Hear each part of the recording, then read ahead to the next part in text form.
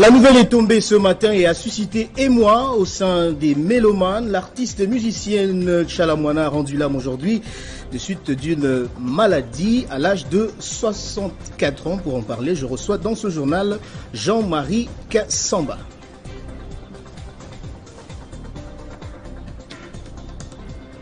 Puis le chef de l'État, Félix Tshisekedi, prononce ce samedi le discours sur l'état de la nation devant le Parlement réuni en congrès. Félix Tshisekedi va aborder plusieurs sujets, notamment l'économie et la sécurité. La Chine et la Russie rejettent le régime de notification imposé à la République démocratique du Congo sur l'achat des armes, mais les États-Unis insistent que ce régime de notification devrait rester.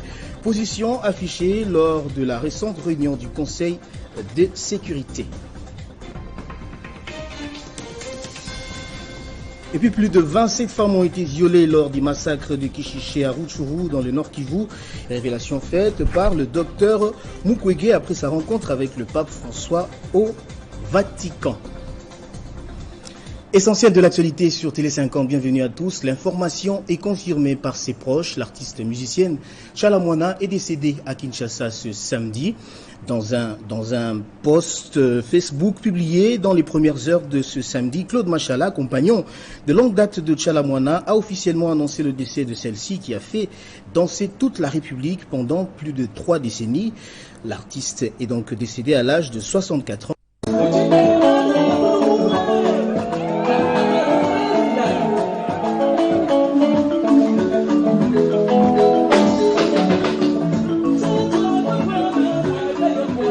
La nouvelle a été confirmée par plusieurs proches de la chanteuse Tchalamwana. Et oui, la reine de Mutwashi est décédée à Kinshasa ce samedi aux petites heures de la matinée.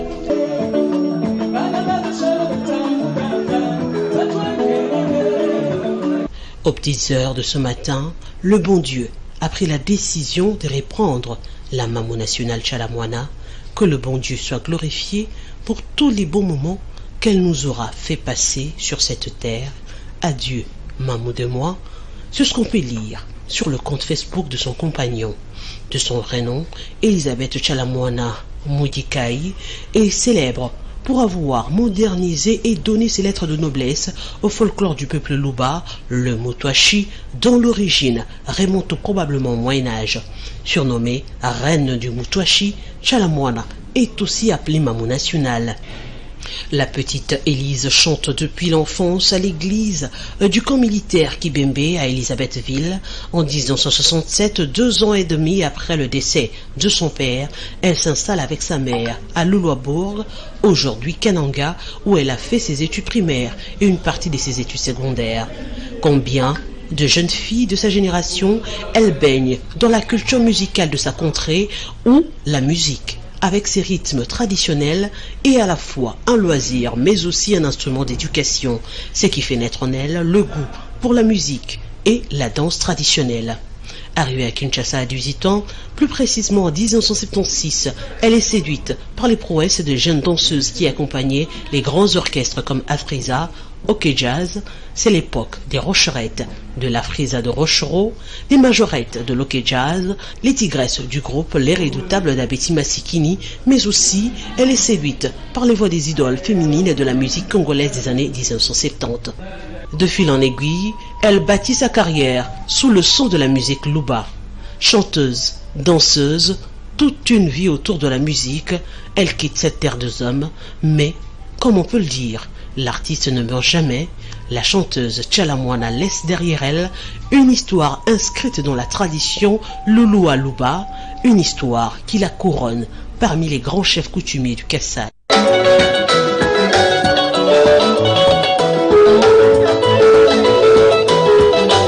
Et pour en parler, je reçois justement Jean-Marie Kassamba, éditorialiste maison, à qui j'ai dit bonjour.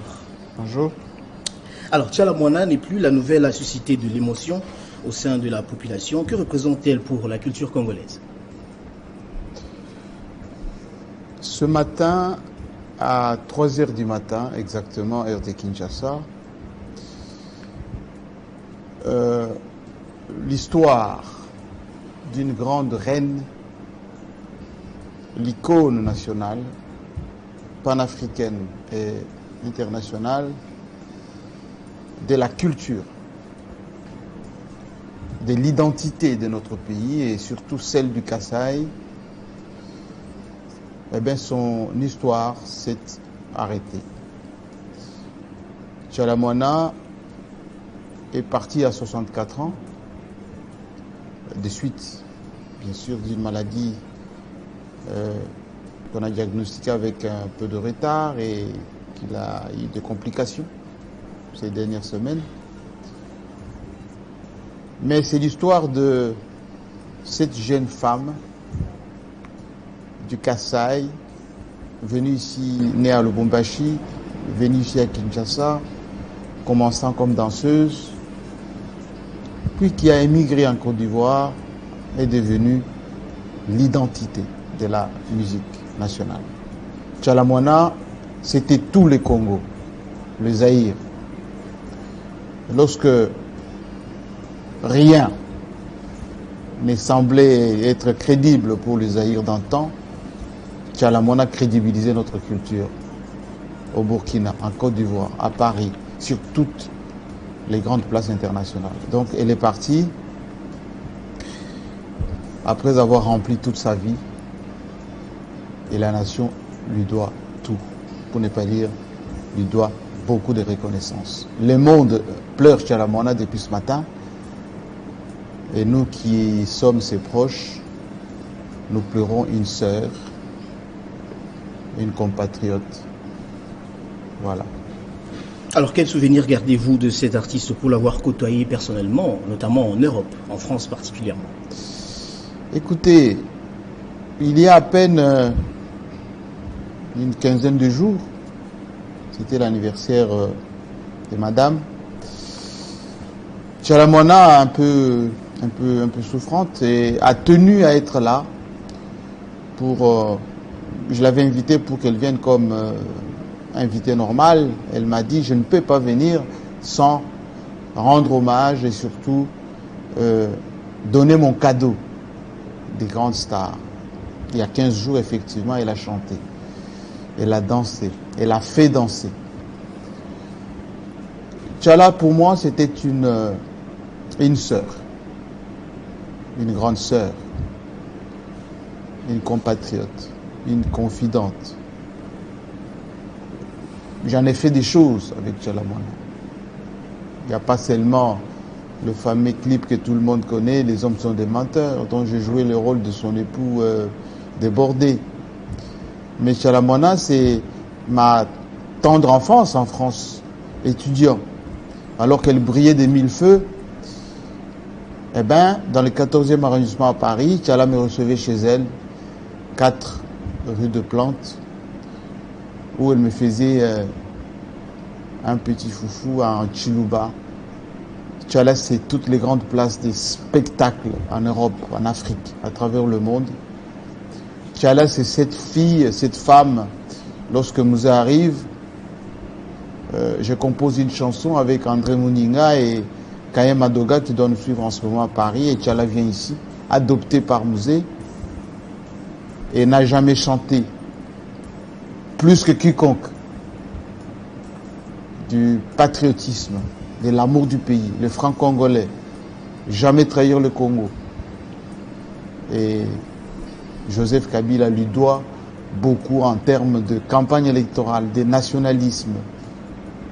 Et d'ailleurs, elle a même chanté pour notre président actuel, Félix Tshisekedi. Et qu'est-ce que les Congolais devraient retenir de son parcours et comment pérenniser son œuvre, Jean-Marie Kassonga? Tchala Moana, c'est toute une histoire. C'est notre histoire. C'est la génération d'Mbili Abel, mieux la génération de Pongolov, d'Abeti Masikini, de Belabelo, au niveau du Togo, mais c'est également de Myriam Makeba, d'Aïcha Kone. C'est Tchala Moana, notre maman nationale, la reine de Moutouachi. Personne, alors personne, ne vendra mieux que Tchalamwana, la culture de ce pays, et à plus forte raison, la culture du Kasaï. Tchalamwana mérite des hommages le plus dignes, une reconnaissance éternelle et beaucoup de respect. Elle est partie certes se reposer après avoir tout donné, mais c'est une éternelle star, une étoile qui va briller, qui continuera à briller. Elle a fait plus de 20 albums et j'en connais la moitié. Elle m'a consacré 5 chansons. Le Congo restera dans sa culture d'une redevabilité éternelle pour Tchalamwana. Jean-Marie Kassamba, merci de votre intervention. Merci à vous. Poursuivons ce journal pendant ce temps. Le chef de l'État, Félix-Antoine Tshisekedi, prononce ce samedi le discours sur l'état de la nation devant le Parlement réuni en congrès. Le président de la République va notamment aborder plusieurs sujets, notamment l'économie et la sécurité. Et puis le vice-premier ministre en charge des Affaires étrangères est une nouvelle fois de plus revenu à la charge pour dénoncer l'agression rwandaise. Devant le Conseil de sécurité, Christophe Lutundula a tenu à contredire notamment l'argumentaire rwandais sur les accusations d'alliance FDLR et FARDC. On l'écoute.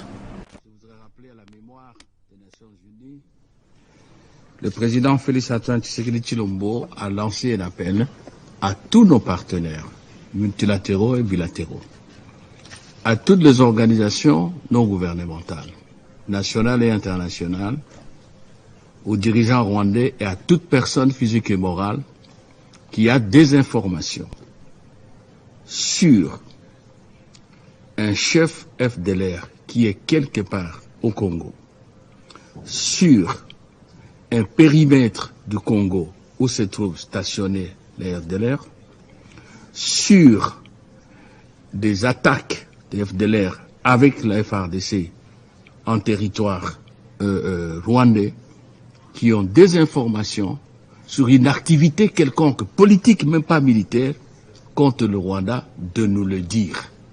Le président l'a dit ici aux Nations Unies. Ça fait maintenant 3 mois, nous attendons. Il existe actuellement un mécanisme ad hoc convenu avec le Rwanda à Luanda, un mécanisme de vérification des accusations des uns contre les autres, dirigé par un officier général angolais. Ce mécanisme est actuellement en activité à Goma, assisté par un officier de liaison congolais, un général, et par un officier de liaison rwandais, j'espère qu'ils l'ont nommé. Donc, c'est une recette qui ne paye plus, parce qu'il y a des mécanismes qui sont sur place. Et puis en bref, sachez que la Chine et la Russie ont, lors de cette réunion du Conseil de sécurité, rejeté le régime de notification imposé à la République démocratique du Congo sur l'achat des armes. Mais les États-Unis insistent que ce régime de notification devrait rester. Et puis le pape François a reçu en audience le médecin congolais Denis Mukwege, lauréat du prix Nobel de la paix 2018. Le docteur Mukwege a rencontré le pape un peu plus d'un mois avant le voyage de ce dernier en RDC du 31 janvier au 3 février prochain. Au centre de leur discussion, la situation sécuritaire qui prévaut dans la partie est de la RDC. Après avoir passé plusieurs jours en Italie pour présenter son travail et sa fondation, le docteur Denis Mukwege a fait escale au Vatican ce vendredi 9 décembre. Le célèbre chirurgien et gynécologue congolais natif de Bukavu avait déjà salué le pape François en 2019 à l'issue d'une audience générale. Il a été reçu cette fois-ci en audience privée par le pape François au palais apostolique. Une rencontre au cours de laquelle le lauréat du prix Nobel de la paix 2018 et l'évêque de Rome ont pu aborder les conflits dans l'Est de la République démocratique du Congo ainsi que le prochain voyage apostolique du pape François à Kinshasa. À l'issue de cet entretien, le directeur de l'hôpital de Panzi est revenu sur cette rencontre et sur l'avenir de son travail auprès des victimes du conflit qui déchire l'Est de la République démocratique du Congo. S'agissant de la récente attaque du M23 contre les civils à Kishiché, le gynécologue congolais a révélé que plus de 27 femmes ont été violées. Dans le village de Kichiché, plus de 131 personnes ont été massacrées à l'arme blanche ou par balle, alors que c'était des personnes non armées, des civils, avec plus de 27 femmes violées et 60 personnes aujourd'hui sont portées disparues. Denis Mukwege milite pour le retour de la paix dans l'Est de la République démocratique du Congo en contribuant activement dans la lutte contre les violences faites aux femmes. Et puis, le Sénat a adopté la synthèse nationale des rapports des vacances parlementaires pour la période du 16 juin au 14 septembre 2022. L'adoption est intervenue après la présentation du rapport par la commission ad hoc chargée de l'élaboration de ce document.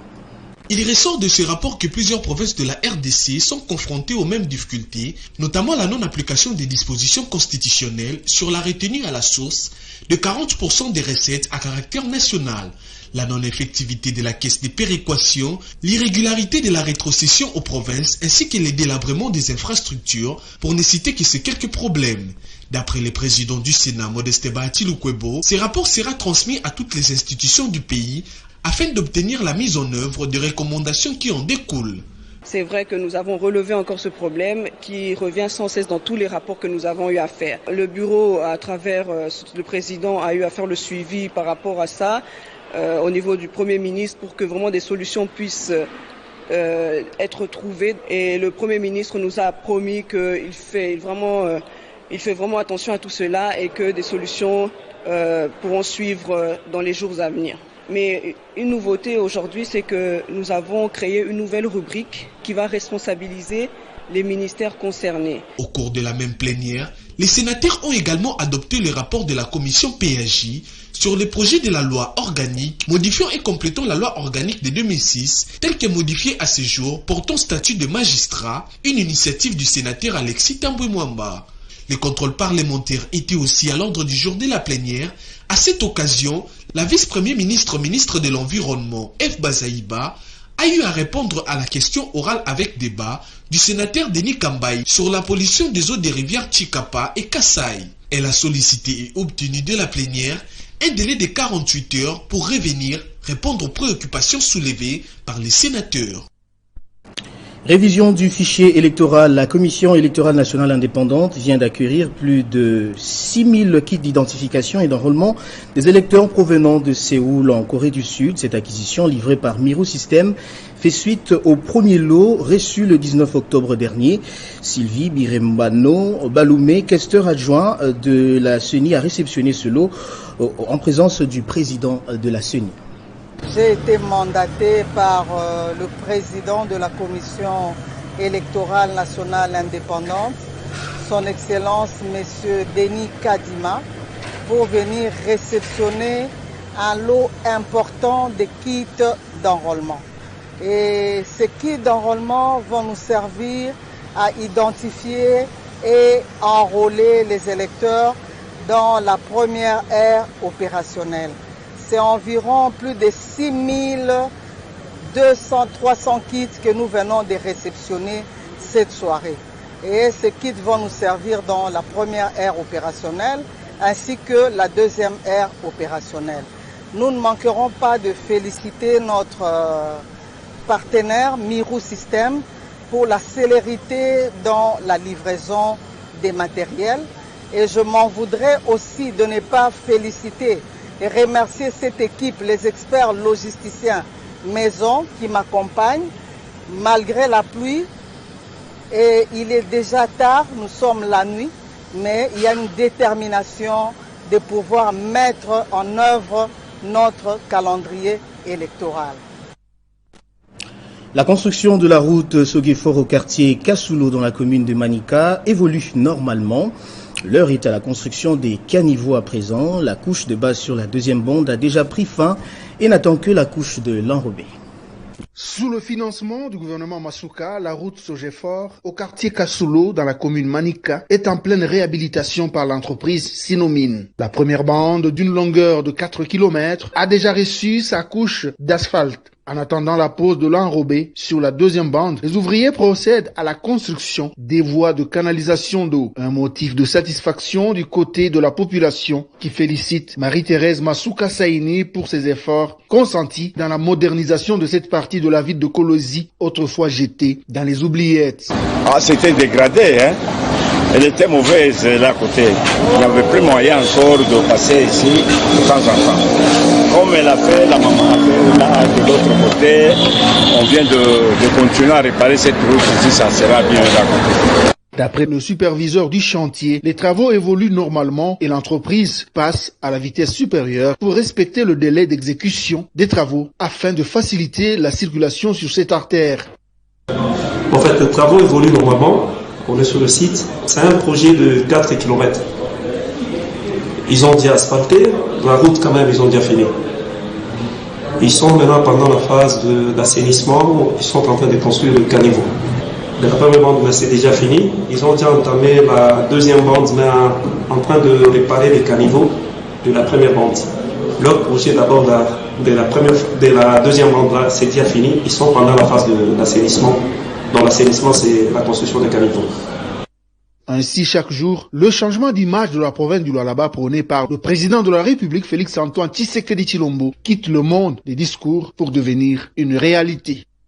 Poursuivant ce journal pendant ce temps sur instruction du ministère de l'Enseignement supérieur et universitaire, le directeur général de l'Institution nationale des bâtiments et travaux publics a procédé au lancement du 3e cycle de la formation des formateurs. À la fin de la cérémonie, un certificat a été justement remis aux différents participants. Cet atelier de validation de l'offre de formation du 3e cycle en sciences et techniques de l'ingénieur de l'école doctorale INBTP Isaou démontre l'ouverture de cette alma mater et sa montée en puissance après un travail de longue haleine effectué par la commission en charge de ce programme. Et après sa validation, le programme EcoDoc permettra de former les formateurs.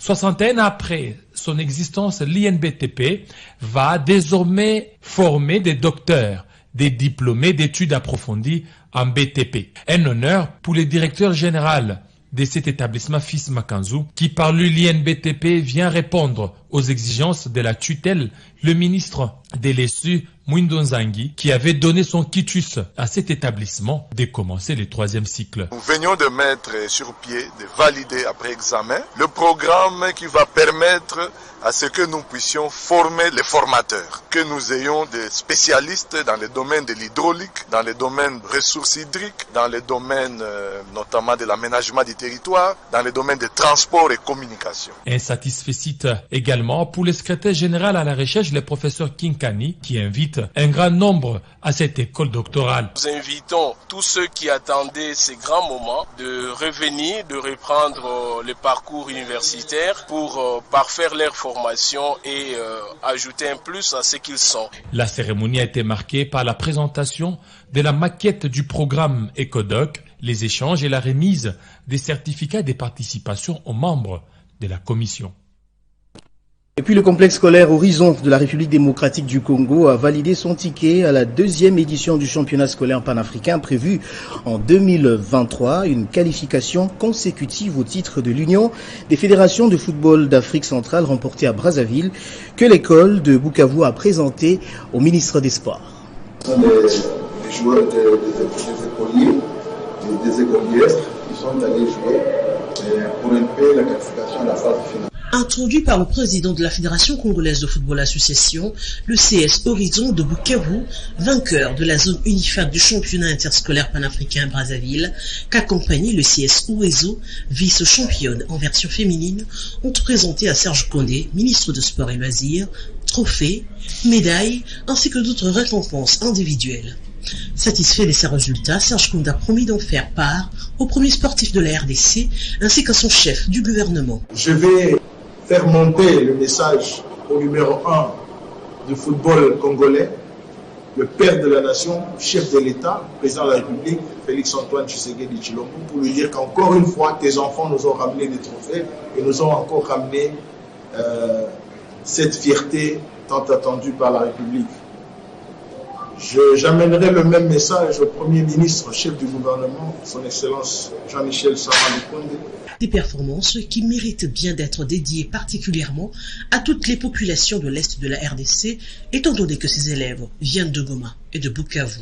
Et nous dédions d'ailleurs toutes ces victoires ou tous ces trophées à nos frères, vos frères, nos sœurs, vos sœurs, qui sont en débandade naturelle présentement dans l'est de notre pays, fuyant les intempéries et les guerres, parce que c'est vers eux que notre cœur et nos esprits sont tournés. L'occasion était belle pour les élèves de Ouezo et Horizon de solliciter le soutien du gouvernement. Nous avons amené des trophées à la maison et nous demandons surtout le soutien du ministre des Sports. Vainqueur de la première édition du championnat scolaire panafricain à Kinshasa, à travers ce sacre de l'UNIFAC, le CS Horizon vient donc de valider son ticket pour le tournoi final de la deuxième. On va terminer avec cette nouvelle en sport. En Vodacom Ligue 1, le premier classico de la saison se jouera justement ce dimanche à Kinshasa entre le club et le TP Mazembe. En prévision de cette rencontre, le ministre des Sports et Loisirs invite le comité exécutif de la FECOFA, celui de la Lina Foot, l'ADFCO ainsi que tous les services concernés dans l'organisation de ce match à une importante séance de travail ce samedi au stade des Martyrs. Place au rappel des titres. La nouvelle est tombée ce matin et a suscité émoi au sein des mélomanes. L'artiste musicienne Chala Muana a rendu l'âme aujourd'hui de suite d'une maladie à l'âge de 64 ans. Le chef de l'État prononce ce samedi le discours sur l'état de la nation devant le Parlement réuni en congrès. Félix Tshisekedi va aborder plusieurs sujets, notamment l'économie et la sécurité. La Chine et la Russie rejettent le régime de notification imposé à la RDC sur l'achat des armes, mais les États-Unis insistent que ce régime de notification devrait rester, position affichée lors de la récente réunion du Conseil de sécurité. Et puis plus de 27 femmes ont été violées lors des massacres de Kishiché à Rutshuru dans le Nord Kivu, révélation faite par le docteur Mukwege après sa rencontre avec le pape François au Vatican. Voilà qui met fin à ce journal, madame, messieurs, je vous remercie de l'avoir suivi.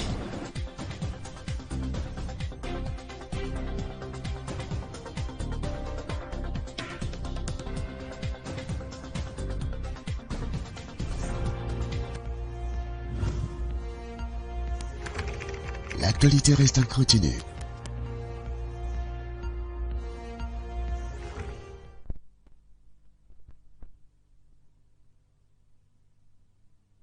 Communiqué. La commission électorale des Moboto, regroupant les Wazimba du territoire de Kasongo dans la province du Maniema, invite tous les Wazimba présents à Kinshasa à participer à l'Assemblée générale élective et la passation des pouvoirs entre les comités directeurs sortants pilotés par l'honorable professeur Makengo Hubert et les nouveaux comités élus ce dimanche 11 décembre 2022 à partir de 12h en la cathédrale Saint-Joseph de Matongué dans la grande salle paroissiale. La présence des tous les Wazimba et les invités est vivement souhaitée. Fait à Kinshasa le 9 décembre 2022 pour la commission électorale, Kasoma président, Kembokoma vice-président.